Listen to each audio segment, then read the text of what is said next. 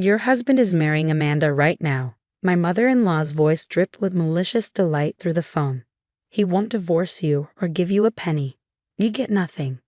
I stood in my kitchen, calmly stirring honey into my morning tea as Margaret continued her gleeful tirade. The sunlight streaming through the windows felt warm on my face, and I couldn't help but smile at the irony of the moment. Thank you for letting me know, I replied softly, taking a sip of my tea. There was a pause on the other end. Clearly, this wasn't the reaction she'd expected. I could almost see her face twisting in confusion. Did you hear what I said? She snapped. David is getting married to Amanda. Right, now, at our family church. You're finished. Yes, I heard you perfectly, Margaret. Is there anything else? My name is Olivia Parker, and at 34, I was listening to my mother-in-law announce my husband's illegal second marriage with all the excitement of a child on Christmas morning. What she didn't know, what none of them knew, was that I'd been 3 steps ahead of their little plan for months. You're taking this rather well, Margaret said suspiciously. Finally realizing your place, are you? David deserves someone young and beautiful like Amanda. Someone from a good family. I glanced at the thick manila envelope sitting on my kitchen counter, the one I'd received from my lawyer yesterday. I suppose we all get what we deserve in the end, I replied. The signs had started appearing 3 months ago. David's late nights at the office became more frequent, his excuses more elaborate. His phone was suddenly password protected, and he started taking calls in another room. But the real red flag was when he insisted I add his mother as a co-signer on our joint account just in case anything happens. That was the moment I knew something was coming.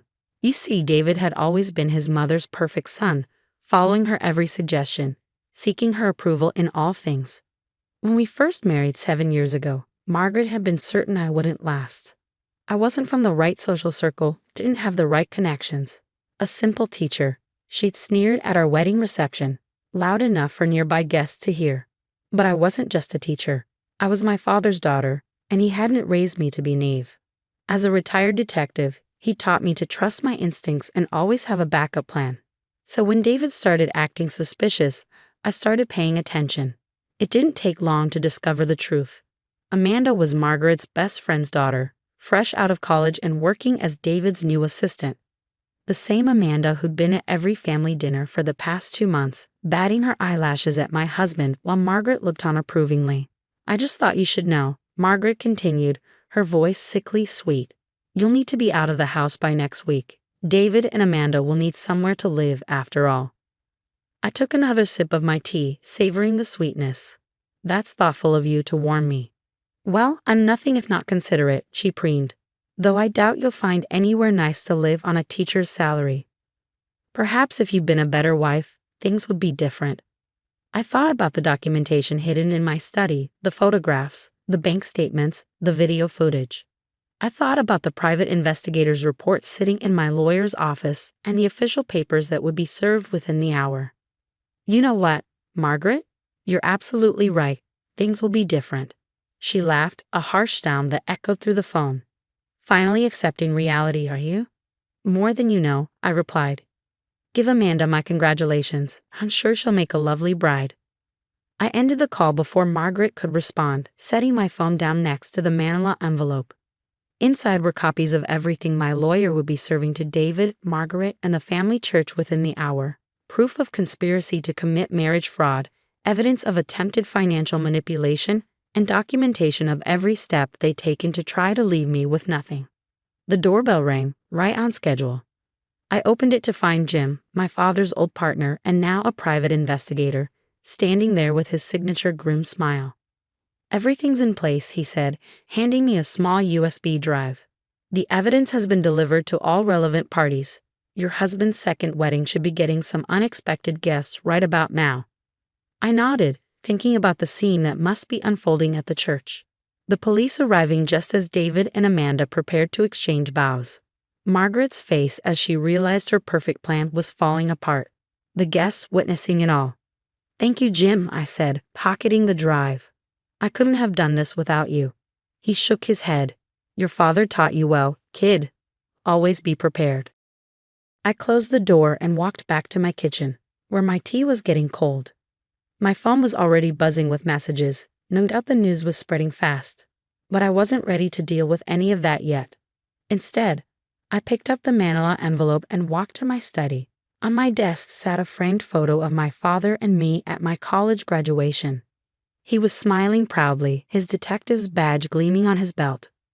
"You were right, Dad," I whispered to the photo. "Sometimes the best defense is a good offense." The chaos unfolded exactly as I'd anticipated. My phone wouldn't stop buzzing with messages and calls, each one more frantic than the last. I let them all go to voicemail, calmly sipping my tea as I imagined the scene at the church. The first text came from my sister-in-law, Emma. "OMG Olivia, the police just stormed into the church. What did you do?" Then from various family friends. "Is it true? Did David really try to commit marriage fraud? Margaret is having a meltdown in front of everyone.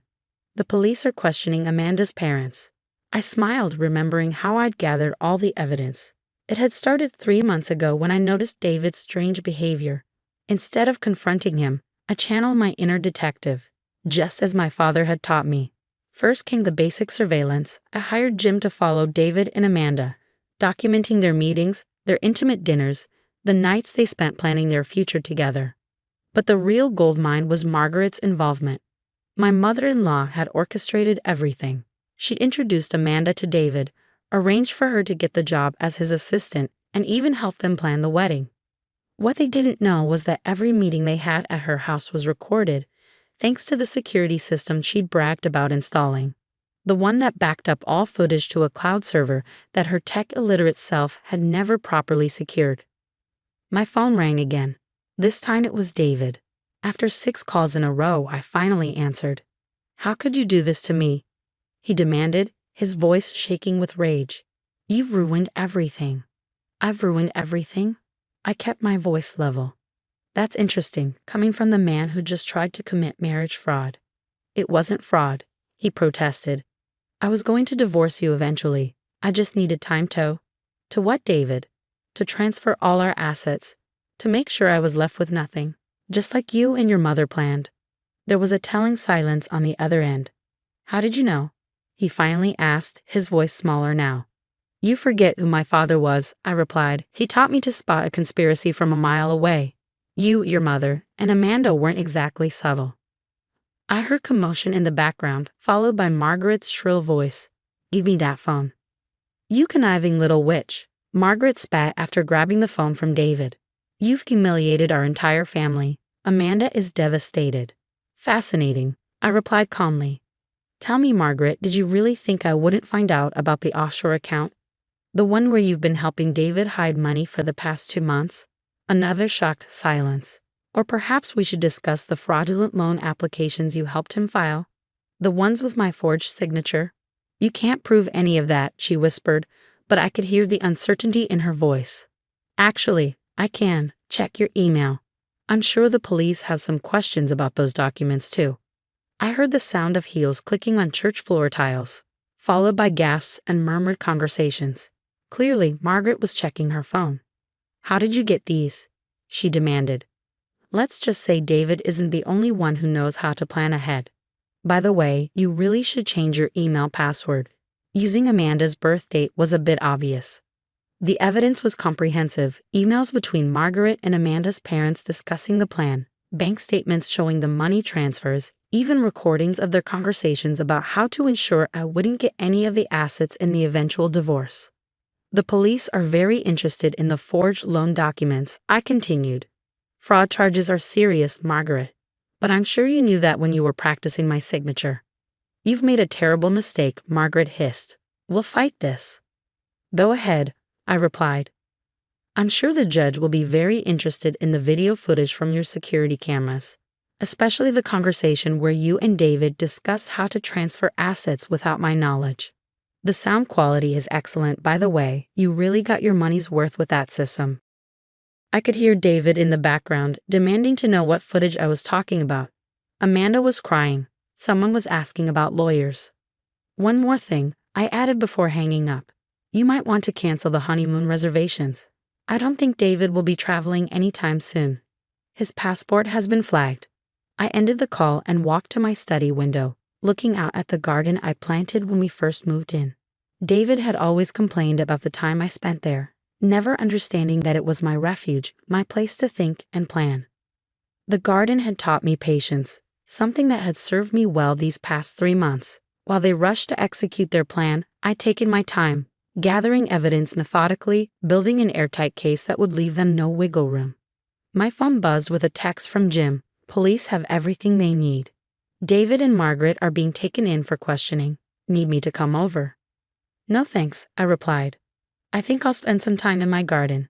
It's a beautiful day for new beginnings. The aftermath was swift and decisive. Within weeks, David and Margaret were facing multiple fraud charges.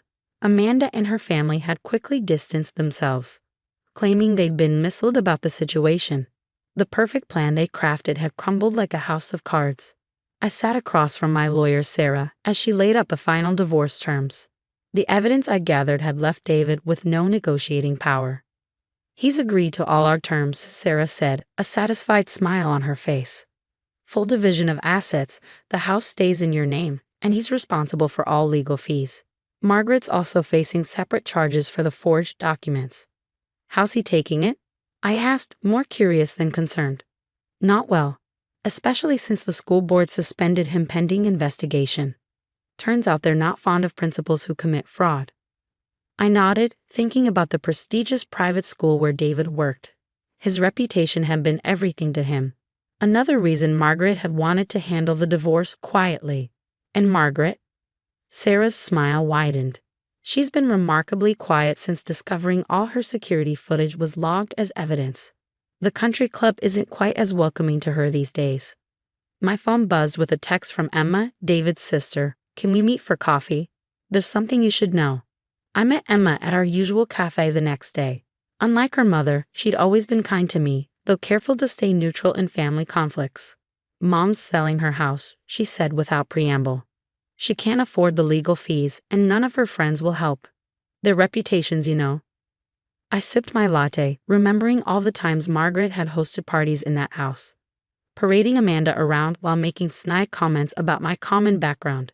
David's staying with her, Emma continued. Amanda's family threatened to sue them both for dragging their daughter into this mess. It's quite the scandal. And how are you handling it? She looked down at her coffee. I should have warned you. I saw the signs but didn't want to believe Mom would go this far. It's not your fault, I assured her. Your mother made her choices. You know what's ironic? Emma gave a bitter laugh. Mom always said you weren't good enough for our family, but you're the one who outsmarted them all.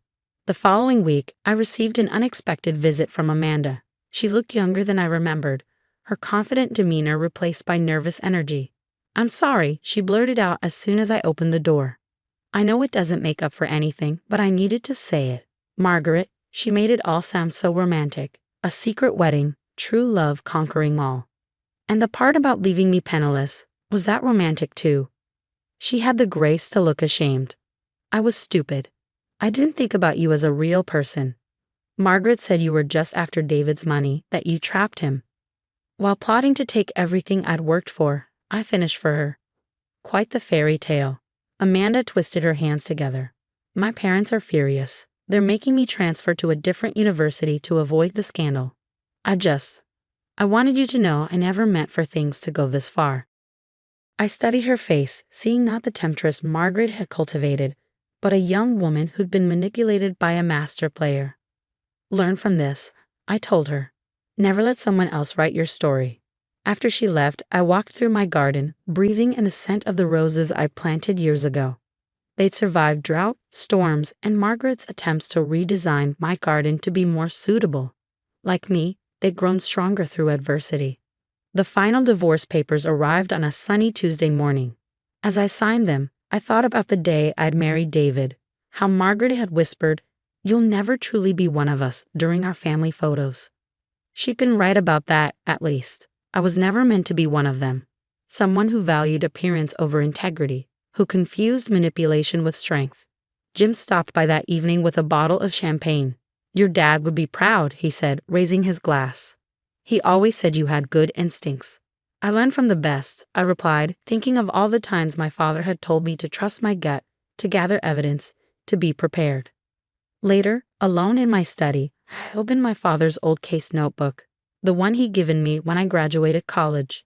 Inside, he'd written, "Remember, sweetheart, justice doesn't always wear a badge. Sometimes it just requires patience, preparation, and the courage to stand your ground." I closed the notebook smiling. David and Margaret had underestimated me, seeing only what they wanted to see, a simple teacher they could easily discard. They never understood that I'd been playing a longer game, one where justice was the ultimate prize. My garden was blooming, my home was peaceful, and my future was my own. Sometimes I realized the best revenge isn't about getting even. It's about growing stronger, blooming where you're planted, and knowing when to cut away the weeds that try to strangle your growth.